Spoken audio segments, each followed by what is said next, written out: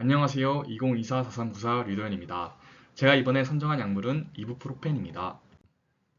이부프로펜은 감기, 두통, 근육통, 치통처럼 일상에서 매우 흔하게 사용되는 약물입니다.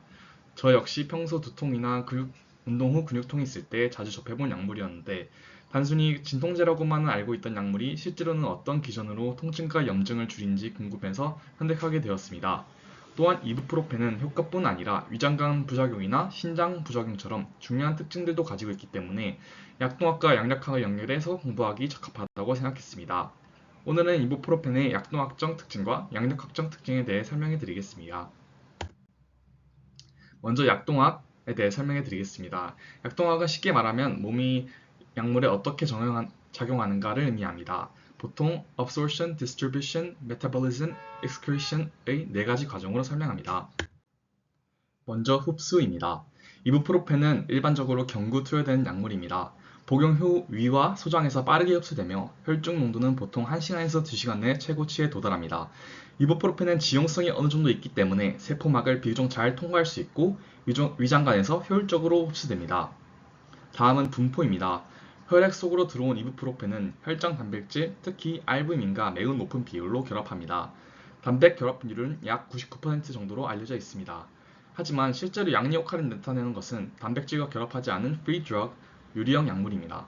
따라서 저알부민 혈증 환자에게서는 유리형 약물 농도가 증가할 수 있고 이로 인해 약효나 부작용이 증가할 가능성이 있습니다. 다음은 대사입니다.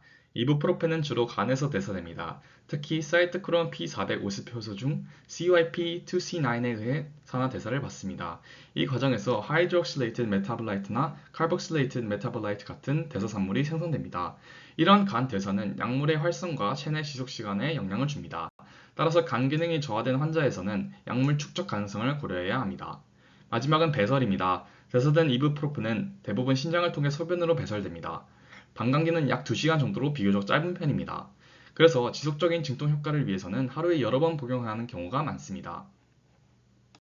다음은 양력학에 대해 설명하겠습니다. 양력학은 약물이 몸에 어떤 작용을 하는가를 의미합니다. 이부프로펜은 NSAID에 속하는 약물입니다. 이 약물의 핵심 기전은 콕스 효소 억제입니다. 세포막 인지질은 포스폴리파이즈 A2에 의해 아라키돈산으로 전환됩니다. 그리고 아라키돈산은 콕스 효소에 의해 프로스타글란딘으로 확산됩니다. 프로스타글란딘은 통증 발열 염증 반응에 매우 중요한 역할을 하는 물질입니다. 특히 콕스에는 콕스1과 콕스2라는 두 가지 중요 아이소폼이 존재합니다. 먼저 콕스1은 정상적인 생리 기능 유지에 관여합니다. 예를 들어 점막 보호, 신장 혈류 유지, 혈소판 기능 유지에 중요합니다. 반면 콕스2는 염증 상황에서 발현이 증가되며 통증과 염증 반응에 주로 관여합니다. 이부프로펜은 콕스1과 콕스2를 모두 억제하는 non-selective NSAID입니다. 이 때문에 염증 억제 효과는 좋지만 동시에 위장관 부작용도 발생할 수 있습니다. 이제 양력과에 대해 설명드리겠습니다. 첫 번째는 진통 효과입니다. 조직손상이 발생하면 프로스타글란딘이 생성되는데 이 물질은 통각 수행기의 민감도를 증가시킵니다. 즉 원래보다 작은 자극에도 통증을 더 강하게 느끼게 만듭니다. 이부프로펜은 프로스타글란딘의 생성을 억제하여 통각 수행기의 민감도를 감소시키고 통증이 줄어들게 됩니다. 두 번째는 해열 효과입니다. 감염이나 염증이 발생했을 때 인터루킨1이나 TNF와 같은 사이토카인이 분비되고 세트 포인트를 증가시켜 발열을 유발합니다. 이부프로펜은 프로스타글란딘의 생성을 억제하기 때문에 시상하부 세트 포인트가 다시 정상으로 돌아오고 결과적으로 해열 효과가 나타납니다. 세 번째는 항염증 효과입니다. 프로스타글란딘은 혈관 확장과 혈관 투각성 증가를 유도하여 염증 반응을 증폭시킵니다.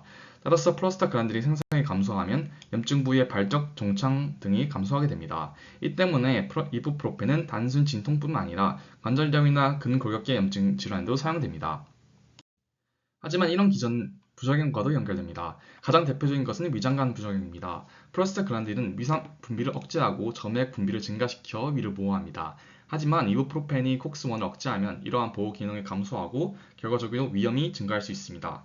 특히 장기간 복용하거나 고령 환자에서는 이런 위험이 더 커질 수 있습니다. 또한 신장 부작용도 중요합니다. NSAID가 프로스타글란딘 생성을 억제하면 신혈류가 감소할 수 있고 심한 경우 급성 신손상으로 이어질 수 있습니다.